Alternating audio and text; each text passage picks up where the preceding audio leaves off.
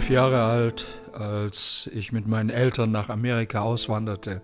Das war im Jahr 1954. Da gab es noch keine globalisierte Welt. Es war ein völlig anderes Land. Wie man sich anzog, die Gesinnung, überhaupt die Natur, die Menschen. Ich war dort nicht sozialisiert worden und deswegen war ich für die Leute ganz anders. Ein Alien. Wir kamen in ein kleines Nest, 700 Einwohner, 26 Meilen südlich vom Eriesee. In der Schule mussten wir Schreibübungen machen und da mussten die Kinder Alien schreiben und alle drehten sich um und guckten nach mir. Ich konnte mich nicht so richtig eingewöhnen in den American Way of Life, weil ich etwas ganz anderes aus dem Nachkriegsdeutschland gewohnt war und suchte im Grunde genommen Zuflucht in der Natur, im Wald.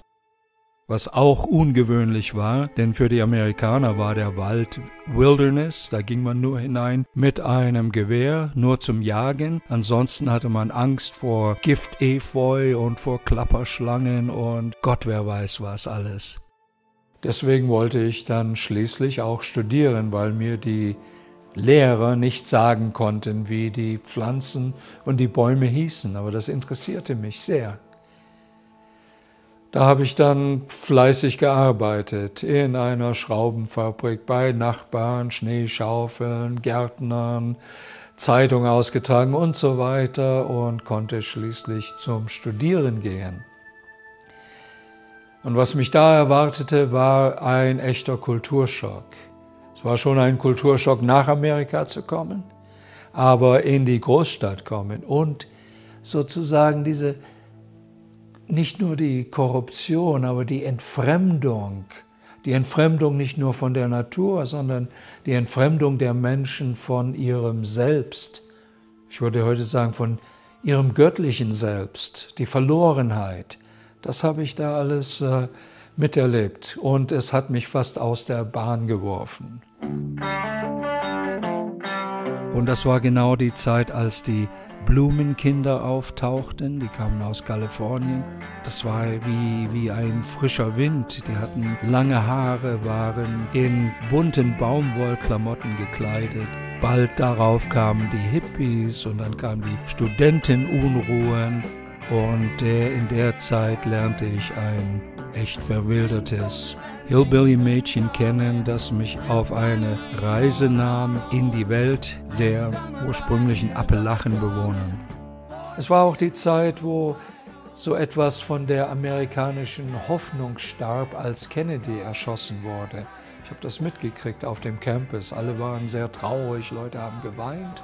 In den Ghettos brodelte es. Die Bürgerrechtsbewegung, angeführt von Martin Luther King.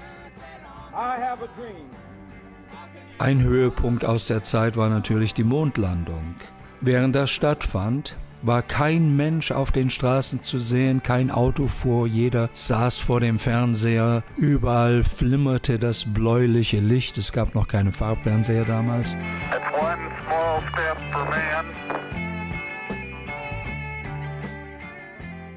Diese Kultur ist nicht eine normale Kultur. Amerika ist nicht ein normaler Staat. Amerika ist ein Bekenntnis. Amerika ist ein Kult.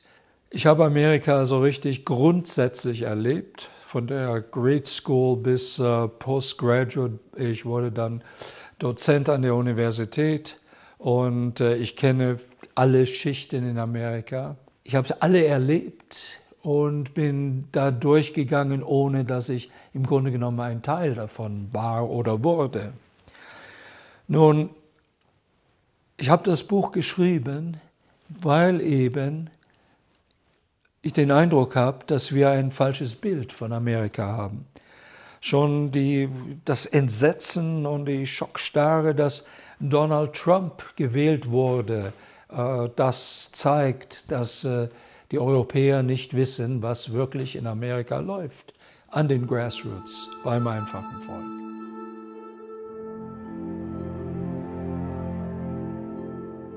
Mein amerikanischer Kulturschock von Wolf-Dieter Storl. Eine spannende, authentische Erzählung die dem Leser Einblicke in die verborgensten Winkel der amerikanischen Gesellschaft ermöglicht. Eine wahre biografische Geschichte.